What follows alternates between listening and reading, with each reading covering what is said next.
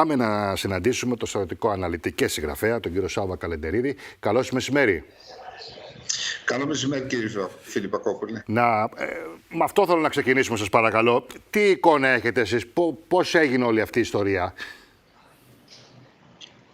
Καταρχάς, πρόκειται για μια πολύ μεγάλη επιχείρηση και μεγάλη επιτυχία του Ισραήλ. Κατόρθωσε στην ουσία να... Δεν το έχει αναλάβει βέβαια το Ισραήλ. Δεν έχει αναλάβει καμία ευθύνη.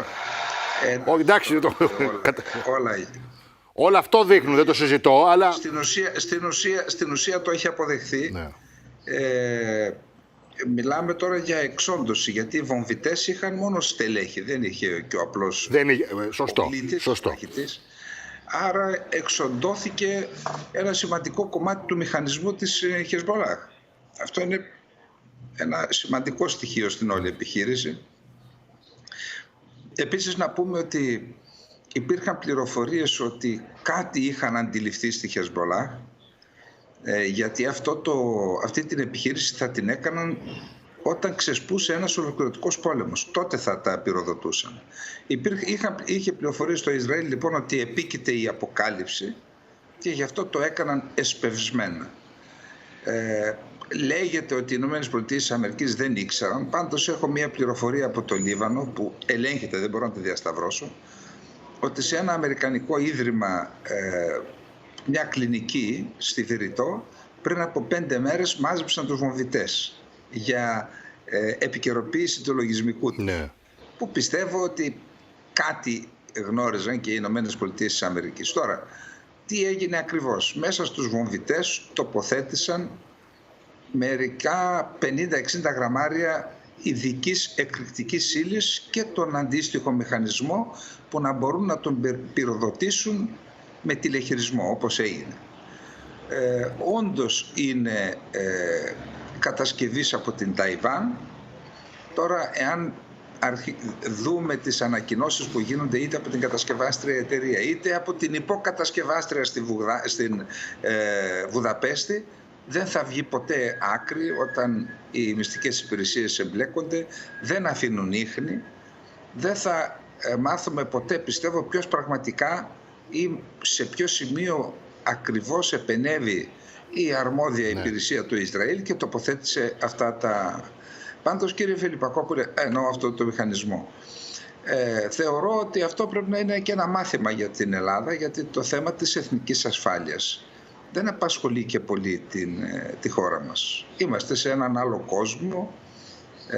Αυτό αποδεικνύεται άλλωστε και από την πολιτική που ακολουθούμε απέναντι στην Τουρκία.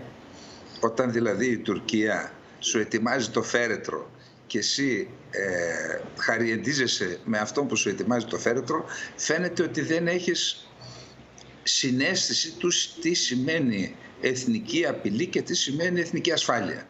Εν πάση περιπτώσει, θεωρώ ότι οφείλουμε, ιδιαίτερα οι αξιωματούχοι, είτε κυβερνητικοί είτε κρατικοί, να κάνουν ειδικούς ελέγχους σε οποιαδήποτε συσκευή έχουν πάνω τους για να επικοινωνήσουν, είτε για λόγους ασφάλειας επικοινωνιών, αλλά είτε και για λόγους φυσικής ασφάλειας. Είδαμε ότι ακόμα και ο πρέσβης του Ιράν τραυματίστηκαν και 14 άτομα στη Συρία από ό,τι είδα, που ήταν πιθανόν στελέχη της Χεσμολάχ μέσα στην Συρία. Είναι ένα πολύ σημαντικό ζήτημα και πιστεύω ότι θα καταγραφεί στη βιβλιογραφία των υπηρεσιών πληροφοριών και ασφάλειας ως μια επιχείρηση πραγματικά οδηγός για αντίστοιχα θέματα. Τώρα, η Χεσμολάχ ήδη το έχει πει ότι θα απαντήσει σε αυτό το χτύπημα, οπότε θα δούμε πώς θα πάνε τα πράγματα, γιατί εκεί που πηγαίνανε κάπως να ηρεμήσουν θα έχουμε νέα ανάφλεξη, όπως φαίνεται. Μα είχαμε προχθές το βράδυ είχαμε Υπουργικό Συμβούλιο στο Ισραήλ και χθες το πρωί ανακοίνωσε ότι συμπεριλήφθη στους στόχους των επιχειρήσεων που είναι σε εξέλιξη η ασφαλής επιστροφή των περίπου 100.000 Ισραηλινών στα σπίτια τους στα βόρεια σύνορα του Ισραήλ, στις παραμεθόριες περιοχές. Ξέρετε, από αυτές τις ανταλλαγές πυρών 100.000 περίπου Ισραηλινοί πολίτες έχουν εγκαταλείψει τα σπίτια τους και ζουν σε ασφαλέστερες περιοχές και άλλοι τόσοι κάτοικοι του Λιβάνου και αυτοί από τη δική τους παραμεθόρια περιοχή. Τώρα το Ισραήλ είπε ότι είναι στόχος πλέον να επιστρέψουν, που για να επιστρέψουν πρέπει να γίνει μια επιχείρηση στο έδαφος του Λιβάνου, να γίνει μια ζώνη ασφαλείας από τον Ισραηλινό στρατό για να μπορέσουν να επιστρέψουν με ασφάλεια. Που αυτό σημαίνει πόλεμο φυσικά, και θα έλεγα, κύριε Φιλιππακόπουλε, δεν ξέρω πώς παρουσιάστηκε στα ελληνικά μέσα μαζικής ενημέρωσης το θέμα, αλλά είχαμε προχθές μια βολή με βαλιστικό πύραυλο που διήνυσε 2.050 χιλιόμετρα, έπεσε στο κέντρο του Ισραήλ. Οι Ανσαρουλάχ της Ιεμένης, οι Χούθι, λένε ότι κτύπησαν στρατιωτικό στόχο. Το Ισραήλ λέει ότι τον κατέρριψε, αλλά από τα θραύσματα τραυματίστηκαν 9 πολίτες στην προσπάθειά τους να πάνε στα καταφύγια, και μάλιστα ο πύραυλος αυτός ήταν υπερηχητικός. Αυτό σημαίνει ότι έχουμε μία νέα διάσταση. Πιθανόν να είχε εκτοξευτεί και ένας ή δύο υπερηχητικοί πύραυλοι και από το Ιράν στην επίθεση, αν δεν κάνω λάθος, 13-14 Απριλίου πότε ήταν, στη μεγάλη επίθεση. Τώρα έχουμε και από την Ιεμένη.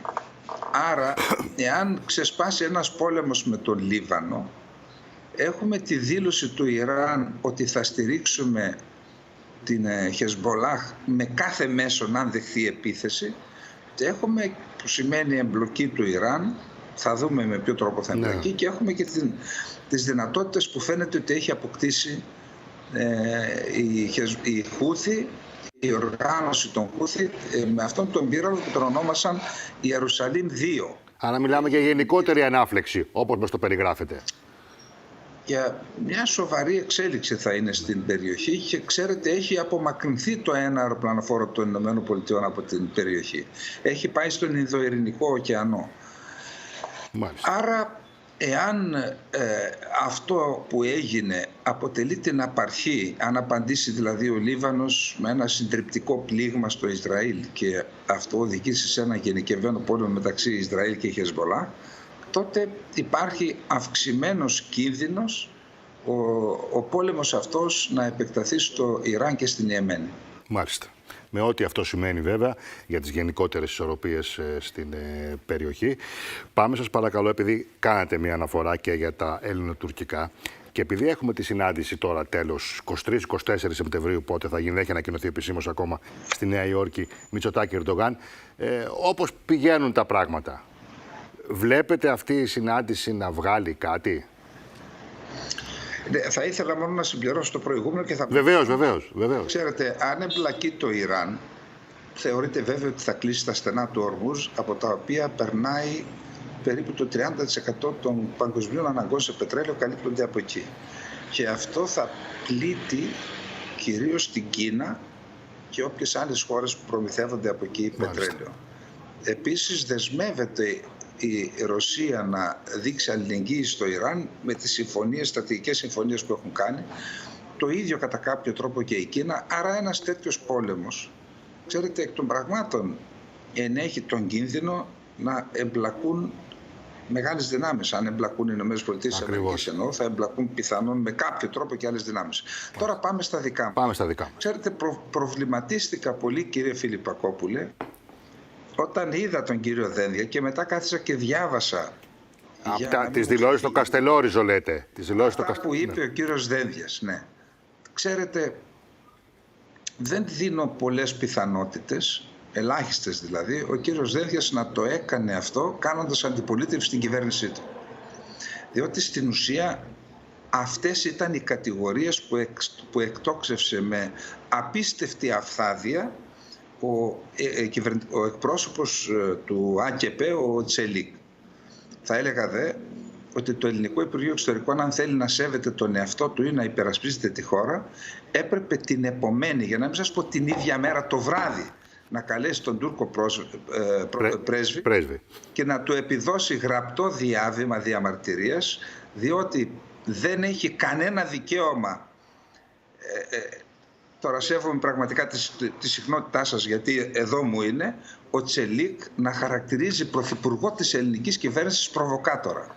Αυτές οι αθλιότητες δεν ταιριάζουν σε στόματα πολιτικών και κυβερνητικών και πολιτικών αξιωματούχων δύο χωρών που έχουν υπογράψει πριν από μερικούς μήνες την διακήρυξη των Αθηνών. Και ο κύριος Δένδιας δεν ήταν επιθετικός με την Τουρκία. Ο κύριος Δένδιας στην ουσία έκανε αναφορά στο τι προβλέπει για τα νησιά η συμφωνία για το δίκαιο των θαλασσών. Ακριβώς. Ανεξαρτήτως μεγέθους έχουν πλήρη δικαιώματα σε υφαλοκρηπίδα, συνορεύουσα ζώνη, αποκλειστική οικονομική ζώνη και χωρικά ύδατα. Αυτό λοιπόν ενόχλησε την τουρκική πλευρά.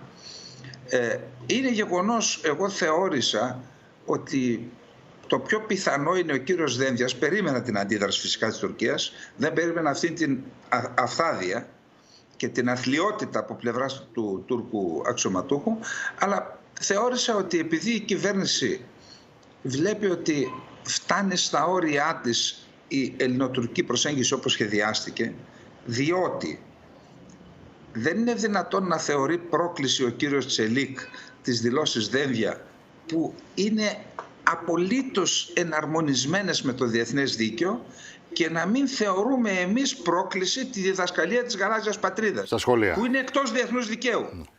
Θεώρησα λοιπόν ότι ο κύριος Δένδιας, σε συνεννόηση με την κυβέρνηση, έκανε αυτή την παρέμβαση, γιατί ήθελε να δείξει μάλλον και η ελληνική κυβέρνηση, εκτός και αν κάνω λάθος, ότι κοιτάξτε, ότι το νόμισμα έχει δύο πλευρές. Σας δείχνουμε την καλή πλευρά τόσο καιρό, αλλά υπάρχει και αυτή η πλευρά. Μάλιστα. Που την έδειξε ο κύριος Δένδιας. Θα ήθελα να συμβαίνει αυτό.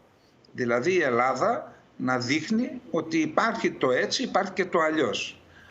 Φυσικά δεν ξέρω τώρα, θα το δείξουν οι εξελίξεις. Θα το δείξουν οι εξελίξεις και θα... Πάντως ξέρετε, διαβάζω με πολύ προσοχή και πραγματικά χωρίς καμία προκατάληψη, κύριε Φιλιππακόπουλε, τις συνεντεύξεις του κυρίου Γεραπετρίτη. Απορώ δεν έχει διπλωματικό σύμβολο ο κύριος Γεραπετρίτης να τον συμβουλεύσει και να του πει ότι αυτά που λέει είναι πεδαριώδη πραγματικά, για προσδοκίες ή όχι και επιφανειακά και χαμηλού επίπεδου και πεδαριώδη, για προσδοκίες να οριοθετήσει η Τουρκία, σεβόμενη το διεθνές δίκαιο, με την Ελλάδα τις θαλάσσιες ζώνες. Και γιατί να το κάνει τώρα με την Ελλάδα, όταν η Τουρκία νιώθει ότι έχει το πάνω χέρι? Μάλιστα. Δεν λέω ότι το έχει στα εξοπλιστικά.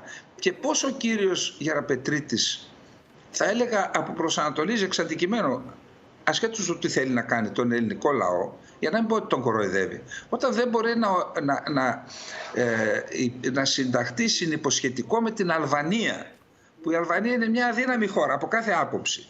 Και εκεί το πρόβλημα είναι απείρως πιο απλό. Από ό,τι με την Τουρκία, ναι.